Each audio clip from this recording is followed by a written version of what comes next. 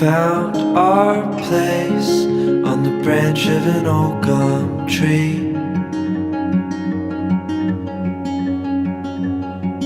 Our feet would sway to a voice in the breeze.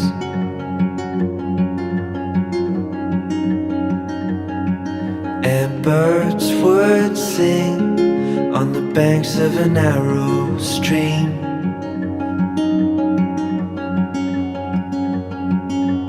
These memories will stay with me.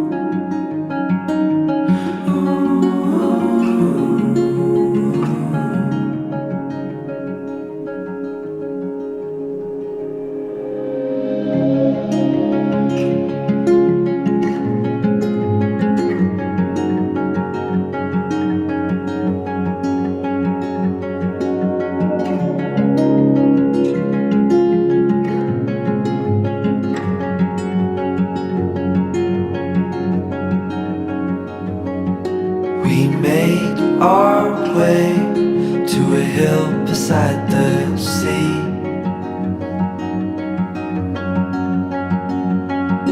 With salt in the air and sand on our feet.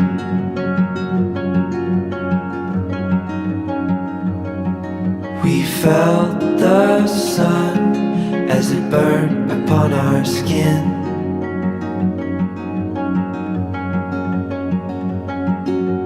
These memories will stay with me.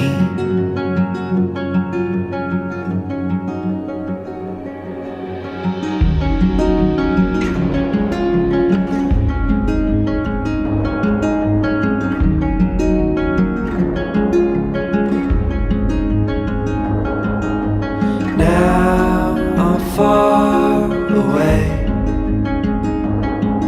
These memories still remain.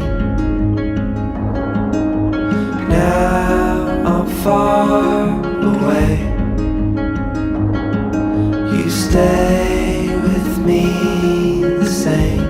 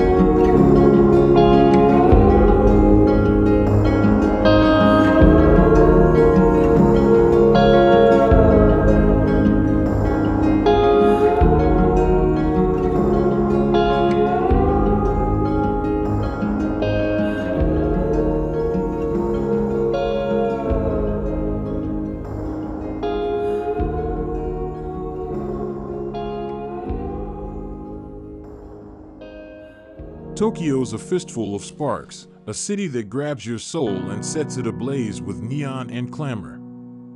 Jessi, my Colombian queen, salsas through Shibuya's human torrent, her eyes gobbling up the chaos, kanji-flashing billboards, punks with candy-colored hair bursting as if designed by the fifth element, suits dodging skateboarders.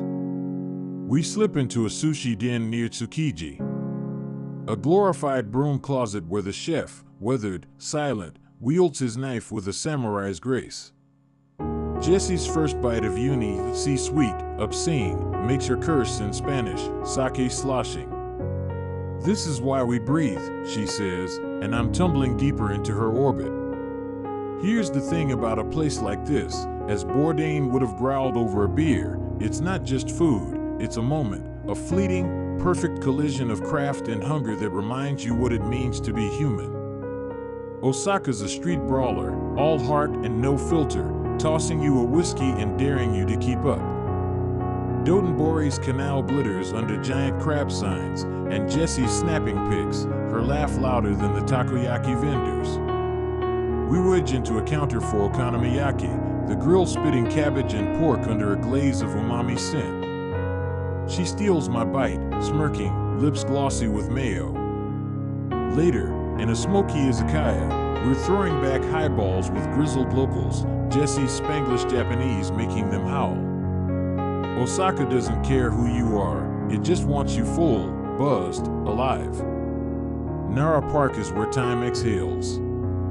The deer bow for crackers like old cons running a scheme, and Jessi's cackling, waffing those tossing snacks while fending off furry beggars. Like my TIA's hustling for seconds, she cries, hair wild, eyes dancing. A woman paints beneath a cherry tree, brush slow as breath. Jessi watches, whispering, she's painting time. At Todaiji, the great Buddha stops us cold, its bronze bulk a thunderclap in silence. We stand hand in hand, incense curling around us. A street stall's Midarashi dango becomes our sacrament, soy sweet and sticky, her kiss tasting of sugar and shrine dust. Okinawa is Japan unleashed, a salt-kissed rebel with a sunburned face. We drive north to Cape Hito, the island's northern edge, where cliffs plunge into a sea so blue it hurts. Jessi's screaming silently into the wind, this is where God takes his vacation. The raw, jagged beauty mirrors her, fierce, untouchable. In Nego, we hit a coffee shop, a bizarre KFC twin with red-white stripes. Inside, it's Okinawan grit, dark roast coffee with a bitter snarl, and doggy donuts dense as cannonballs. Jessi sips, grinning, as if to say this brew's got a grudge. For her birthday, we feast on a Chatan beach, sand silver under a swollen moon. Egu pork and jimami tofu sit on a driftwood table, the ocean humming low. She raises awamori, eyes burning into mine, and says, best damn birthday. We walk barefoot, her laugh drowning the tide.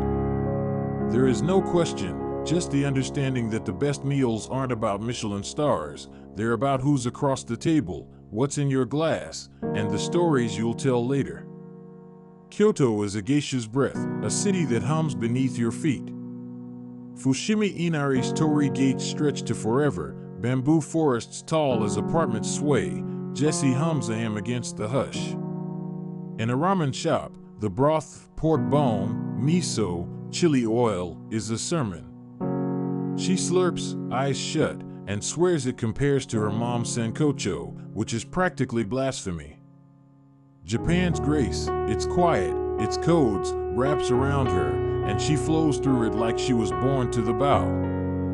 When a Nara granny grins at her broken arigato, it's a crown placed gently on her head.